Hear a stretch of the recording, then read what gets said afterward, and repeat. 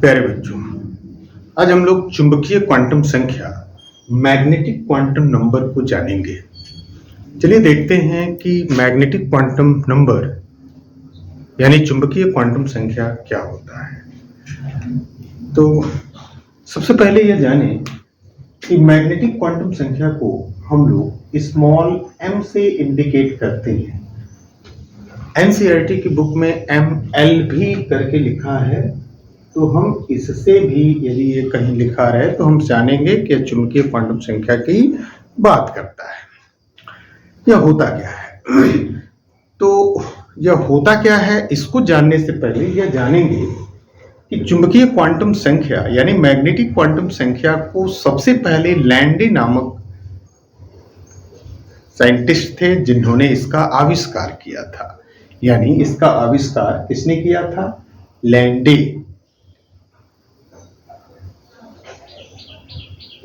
ने इसको खोजा था। तो यानी वैज्ञानिक लैंडे हम लोग कह सकते हैं ने इसे सबसे पहले बताया था या खोजा था, हम कहेंगे। तो यह क्वांटम संख्या जानेंगे कि यह परमाणु में इलेक्ट्रॉन के बारे में क्या बताता है। तो यह क्वांटम संख्या परमाणुओं में कक्षक के बारे में बताता है कि कक्षक क्या है, कक्षक कहाँ है, ठीक है। और हमेशा m का मान -L से प्रारंभ होता है और +L तक चलता रहता है। यानी हम कह सकते हैं कि m बराबर -L टू .0 बीच में 0 लिख सकते हैं और .L, यानी यह इसका मान होता है। खोज हमने देख लिया, कक्षक के बारे में बताता है। दूसरी बात हमने बताया, खोज हमने देखा, खोज लैंडे ने किया था और यह कक्षक के बारे में बताता है। कक्षक ऑर्बिटल के बारे में बताता है, लिख लेंगे।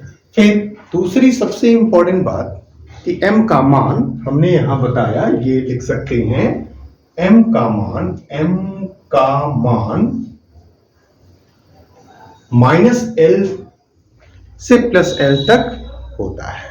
अब इसको हमें जानना है।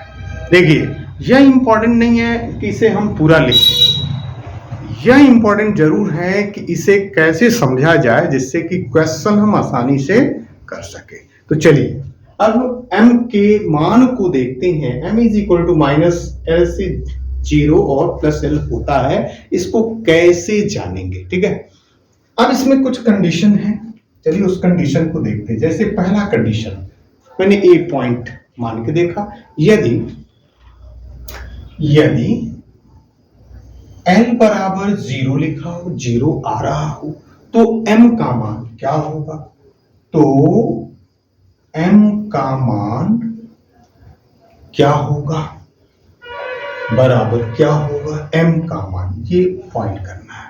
L बराबर 0 हो तो m का मान क्या होगा। तो यह बातें आपको याद रखनी है कि जब भी L का मान 0 होगा तो m का मान भी 0 ही होगा। सुनिए, ये आपको याद रखना है, ठीक है। यानी हम लिख सकते हैं L बराबर 0 तो m बराबर क्या हो जाएगा, 0। ये याद रखिए।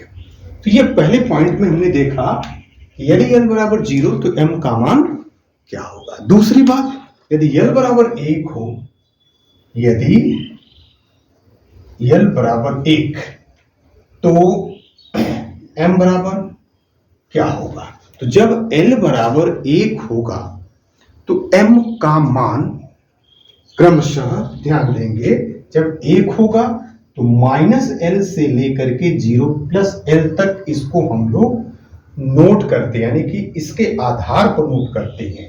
तो -L में 1 है तो क्या लिखेंगे, -1, ठीक है। और -1 के बाद कोई संख्या नहीं होती तो हम लोग क्या लिखेंगे, 0, ठीक है, 0 और +L यानी कि +1। तो क्या समझा? -1 0 +1 होगा, यानी कि जब l बराबर 1 होगा तो m के मान क्रमशः -1 0 +1 होगा। ठीक है। अब यदि से ये याद रखिए आप, यदि l बराबर 2 तो m बराबर क्या होगा? तो बस करना कुछ नहीं है, -l 2 + l, यानी 2 दिया है तो -2। ठीक है, तो हम लोग क्या लिखेंगे? -2, और -2 है तो इसके बाद एक संख्या आती है, -2 -1 फिर 0। ठीक है, फिर 0 के बाद अब इसी को प्लस में रिपीट कर देते हैं, तो -2 -1 0 +1 और +2, ये होगी जब l = 2 होगा तो। अब ठीक ऐसे ही यदि l का मान 3 होगा तो हम क्या लिखेंगे? C। यदि l बराबर 3 तो m बराबर, अब हमें आसानी से लिख सकते हैं, -3 -2 -1 0। अब फिर इसको उल्टा रिपीट कर दो, +1 +2 और +3। ये क्या होगा? l बराबर 3 होगा तो m के मान ये लिखे जाएंगे। ठीक है, यानी कहने का मतलब अब यहां हम इसको l के मान से m के मान को हम ऐसे लिख रहे हैं। ठीक है, अब यहां पे एक चीज हमें जो जाननी है, चूंकि यह कक्षक को इंडिकेट करता है। ठीक है, तो हम यह जानेंगे, हम यहां पे देख रहे हैं कि l बराबर 0 तो m का मान 0, मतलब हम कह सकते हैं कि l बराबर 0 यानी कि s उपकोष, तो s उपकोष। ठीक है, और s उपकोष में एक कक्षक जिसे हम s कक्षक कहेंगे, ये हम लिख सकते हैं कि l बराबर 0 तो m बराबर 0, अर्थात l बराबर 0 होगा तो हम s उपकोष कहेंगे। यहां लिख लेते हैं, यहां पे इसको, अर्थात अगले पॉइंट में l बराबर 0 अर्थात s उपकोष, l बराबर 0 अर्थात s उपकोष, s उपकोष, और s उपकोष में एक कक्षक होते हैं। हम यहां लिख सकते हैं s उपकोष में एक कक्षक होते हैं, यानी s उपकोष में एक कक्षक होते हैं। मतलब जब भी l बराबर 0 होगा तो हम समझेंगे कि वह s उपकोष की बात कर रहा है, जिसमें सिर्फ एक कक्षक होता है। ठीक है, अब जब वो l बराबर 1 कह रहा है तो हम l बराबर 1 कहेगा, अर्थात हम क्या समझेंगे कि वो p उपकोष की बात कर रहा है, यानी क्या होगा?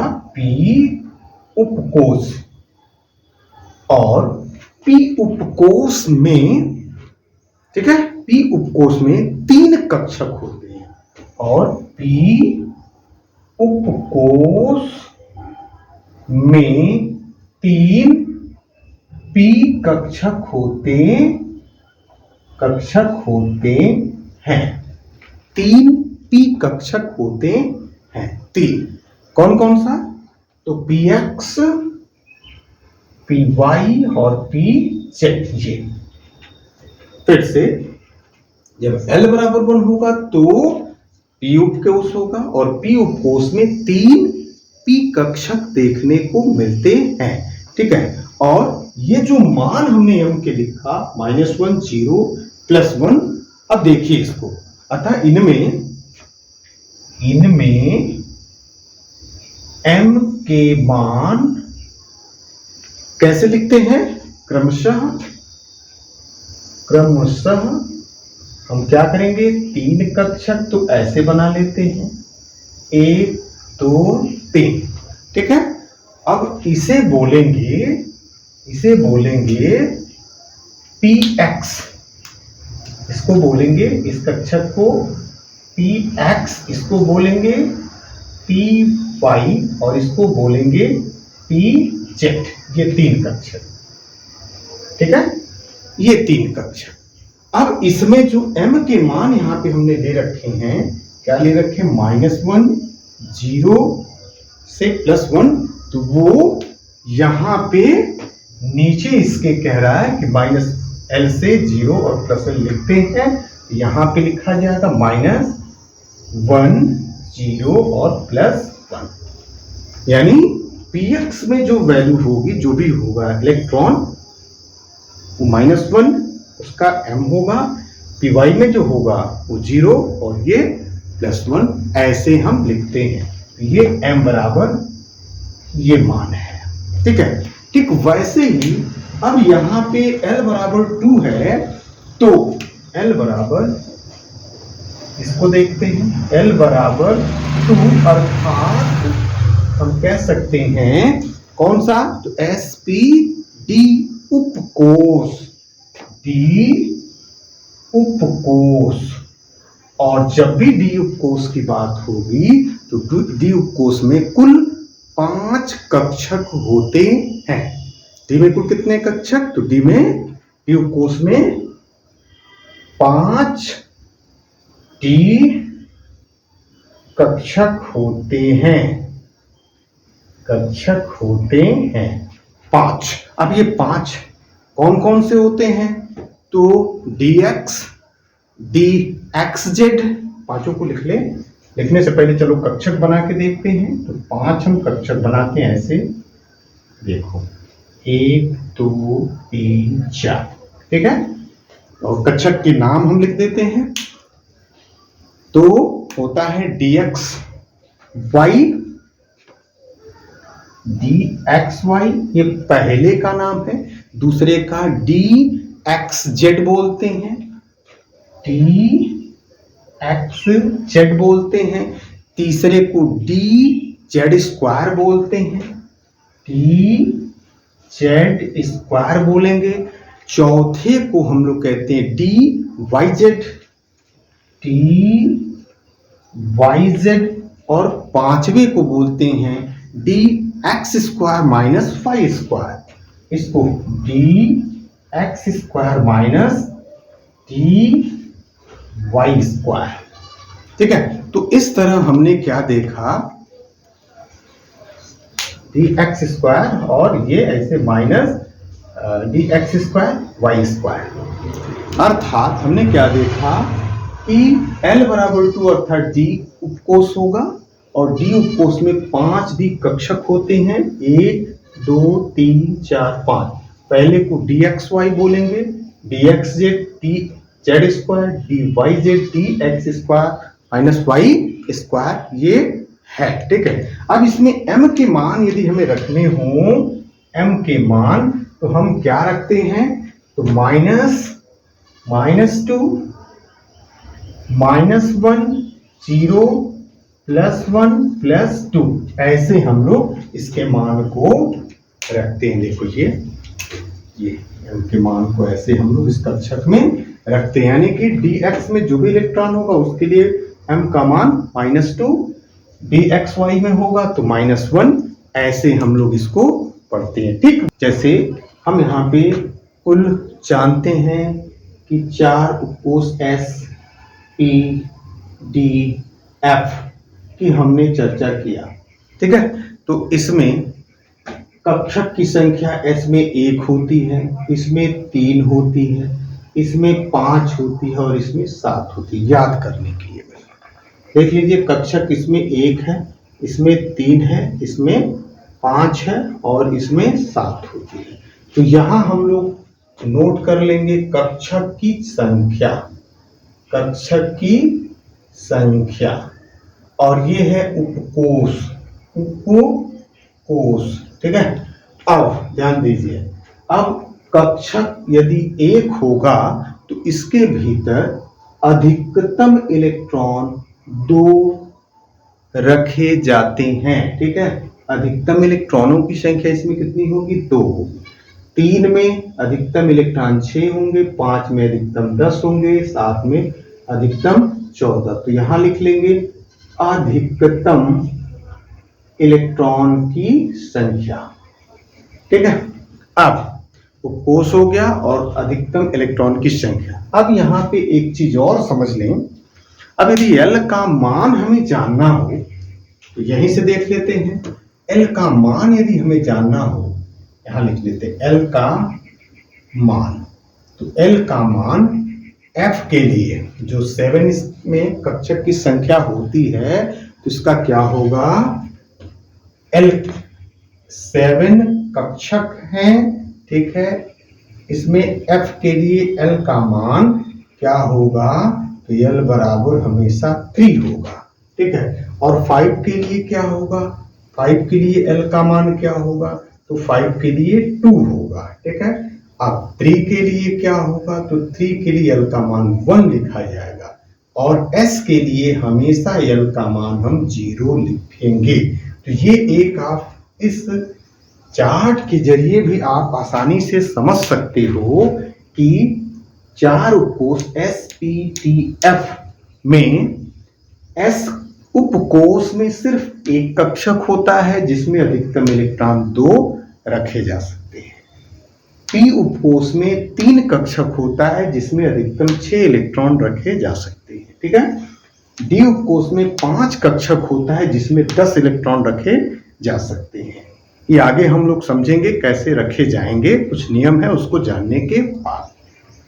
F में 7 कक्षक होते हैं जिसमें 14 इलेक्ट्रॉन रखे जा सकते हैं, ठीक है। तो यहां हमने सीखा कक्षकों की संख्या कितनी होती है उपकोषों में और अधिकतम इलेक्ट्रॉन कितने होते हैं, ठीक है। इसके अतिरिक्त हमने यह सीखा कि इस S उपकोष के लिए L का मान क्या लिखते हैं?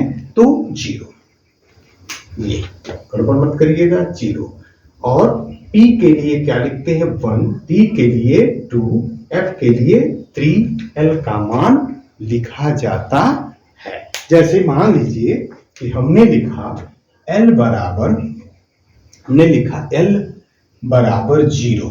जब L बराबर 0 लिखा तो हमें हमारे दिमाग में आना चाहिए कि हम S उपकोष की बात कर रहे हैं। किस उपकोष की?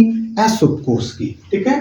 तो हम यहाँ पे लिख सकते हैं S उपकोष होगा, S उपकोष होगा, ठीक है। अब यहाँ एक और चीज लिख सकते हैं हम, यहाँ n बराबर 1 यदि लिखेंगे तो वहां L का मान 0 होगा और S उपकोष होगा। अब यदि हम n = 2 लिखते हैं तो 2 के लिए L का मान यहाँ पे 2 होगा। क्या होगा? तो 0 और 1, ठीक है। 0 और 1, 0 हमेशा S उपकोष को इंडिकेट करता है और 1 हमेशा P उपकोष को इंडिकेट करता है। अर्थात यहाँ हम क्या लिख सकते हैं? ये 2S और यहाँ पे क्या लिख सकते हैं? 2P, ठीक है। और यहाँ एक के लिए क्या लिख सकते हैं? 1S, 1S, 2S, 2P, ठीक है। वैसे ही यदि यहाँ पे n = हम 3 लिखें तो 3 के लिए L की 3 वैल्यू हो जाएगी, 0, 1, 2। इसके लिए S, P और D, ठीक है। अब इसको हम क्या लिख सकते हैं? तो 3S, इसके लिए 3P और इसके लिए 3D लिख सकते हैं। वैसे ही यदि हम 4 लिखते हैं, 4, तो यहाँ हम लिख लेते हैं n = यदि हम 4 लिखते हैं तो इसके लिए 4 L की वैल्यू होगी, 0, 1, 2 और 3। इसके लिए S, इसके लिए P, इसके लिए D, इसके लिए F। और यहाँ पे हम क्या सीखेंगे आगे जाके? 4S कक्षक, और ये 4P, और ये हो जाएगा 4D, और ये हो जाएगा 4F। तो ये चीजें आपको कंठस्थ होनी चाहिए और धीरे धीरे इसको हम सीखेंगे। हमने क्या सीखा कि 4 उपकोष SPDF, ठीक है। इसमें एक कक्षक अधिकतम 2 इलेक्ट्रॉन, s के लिए l का मान 0, p के लिए l का मान 1, इसमें 3 कक्षक अधिकतम 6 इलेक्ट्रॉन। अब यदि इलेक्ट्रॉनों को समझना होगा तो यहाँ पे देख लीजिए, जैसे ये 7 कक्षक है तो यहाँ हमने 7 कक्षक बना दिया, ठीक है। अब इसके भीतर एक कक्षक में 2 इलेक्ट्रॉन, तो 7 में 7 दूना का 14, ये हम लोग आगे सीखेंगे। तो हमने देखा कि चुंबकीय क्वांटम संख्या जो कि कक्षक को रिप्रेजेंट करता है, बताता है, ठीक है। चुंबकीय क्वांटम संख्या किसको रिप्रेजेंट करता है? कक्षक को। तो कक्षक को हमने सीखा, ठीक है।